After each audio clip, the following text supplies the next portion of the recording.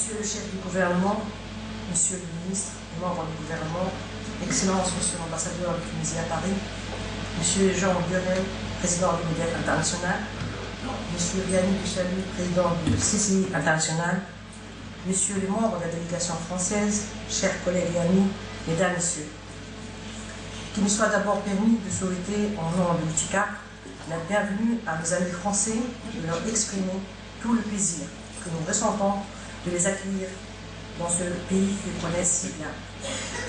Je voudrais aussi, en votre nom à tous, remercier M. Hamad Ijbé, chef du gouvernement, de l'honneur qu'il nous fait en réussissant par sa présence l'ouverture des travaux de notre rencontre.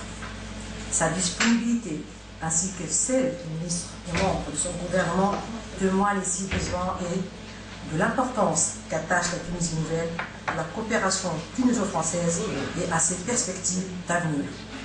Mesdames, Messieurs, on ne le répétera jamais assez. La France a été depuis toujours le premier partenaire économique et commercial de la Tunisie. Pour des raisons historiques, culturelles et géographiques que nous connaissons tous, les relations se sont étendues au fil des siècles à bien des domaines pour en tisser une toile d'araignée où les acteurs économiques, bien sûr, mais aussi des hommes et des femmes de toute sensibilité, entretiennent presque au quotidien des affinités bien singulières, exemplaires, édifiantes, parfaites, modèles du genre. Ces relations n'ont jamais failli à ce statut bien particulier dans le jargon des relations internationales, même si, par moments, elles auraient été instrumentalisées à d'autres fins.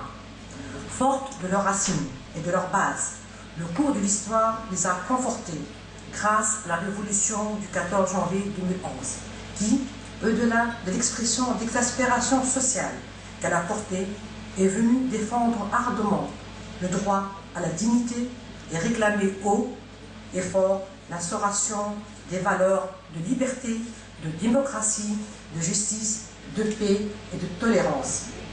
N'est-ce pas là les mêmes valeurs pour lesquelles le peuple français s'est soulevé et s'est battu en 1789 pour faire de la France la démocratie, la puissance et la référence universelle qu'elle est aujourd'hui.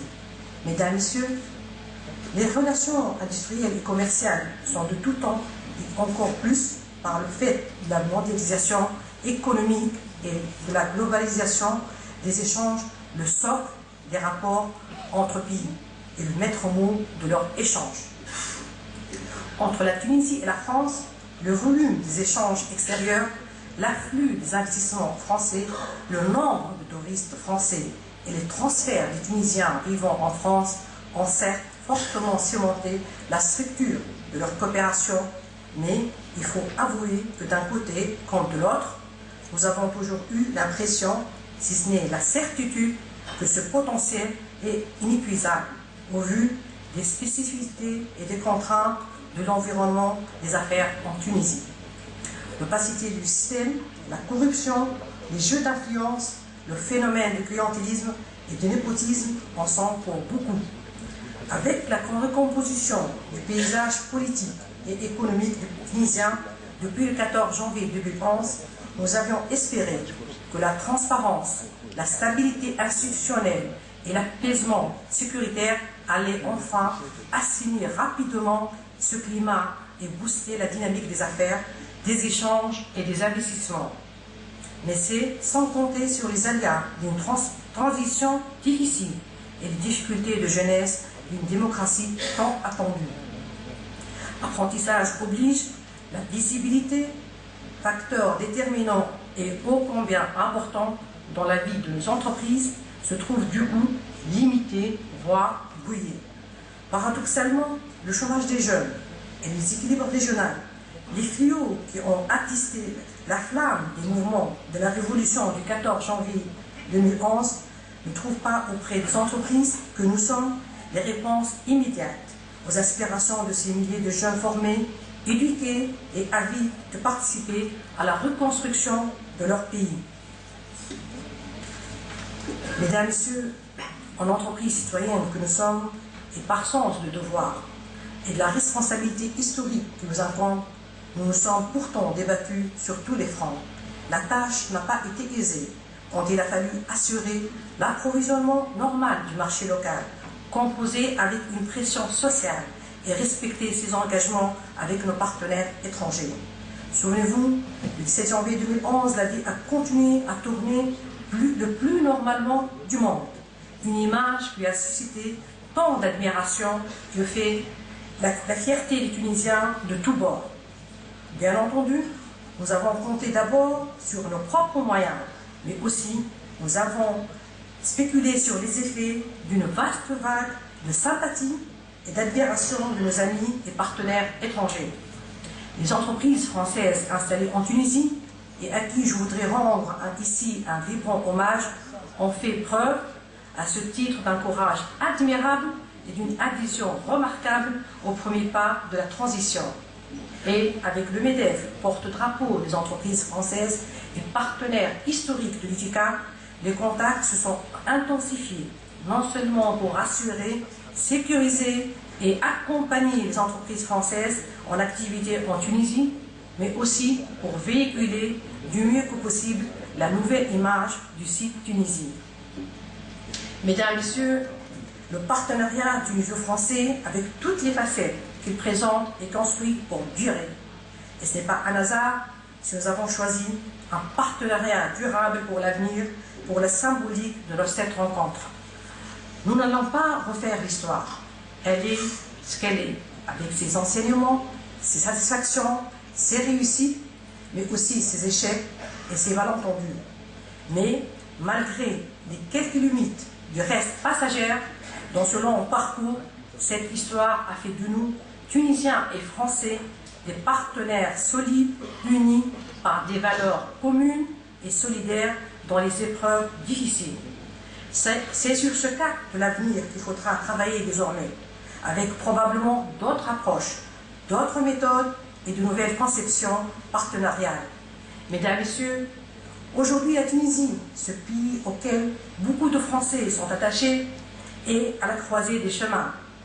Un consensus politique semble néanmoins se dessiner pour éclaircir les horizons et baliser la voie vers l'instauration d'un état de droit, de liberté et de respect des institutions.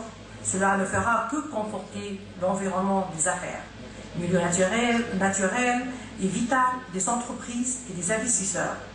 Consolider l'argumentaire d'attractivité du Sud Tunisie et valoriser l'image de notre pays quelque peu ternie ces derniers temps. Ce processus inéluctable pour la crédibilité de la classe politique d'abord et pour la visibilité des entreprises que nous sommes, ensuite, a aujourd'hui besoin de déclic, de rythme et d'accélérateur. Des progrès ont certes été accomplis sur le plan de la situation sécuritaire, du fonctionnement des institutions et des services publics. La feuille de route sur laquelle un consensus semble se dessiner apportera sans doute davantage d'assurance, de garanties et de promesses. Mais il faudra aller plus vite et plus loin.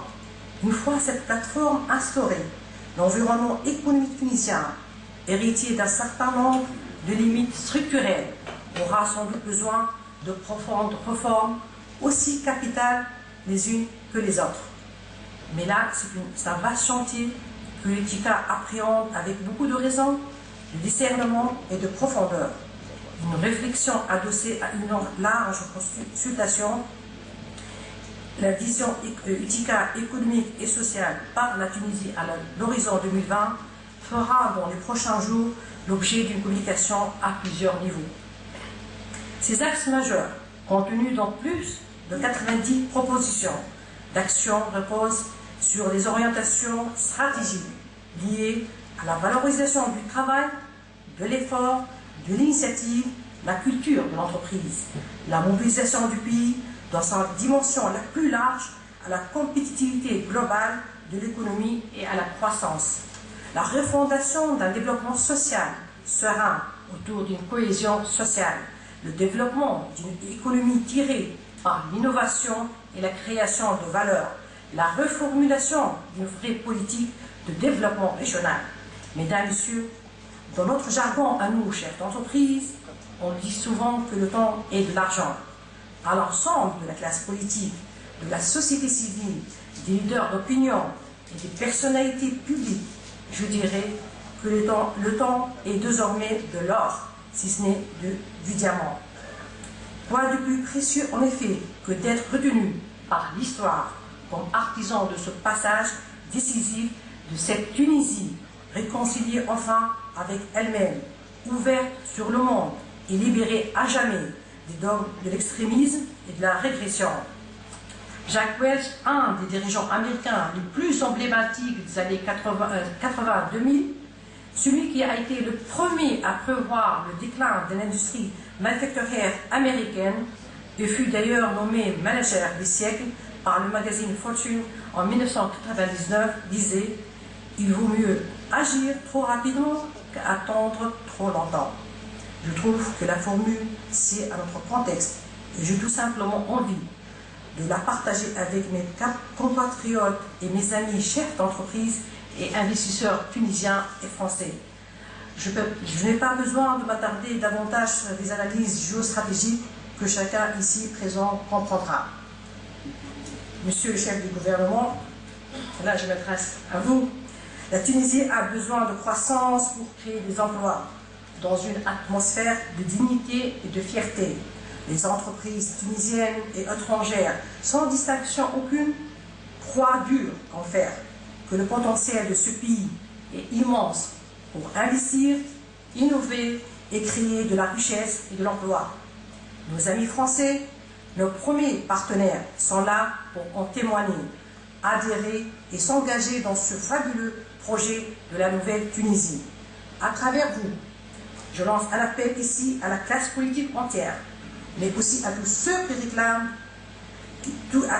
se réclament soucieux des générations futures. Fixons-nous enfin sur ce cap pour que notre pays, ce beau pays, s'attelle à la construction de l'avenir et du destin qu'il mérite. Merci.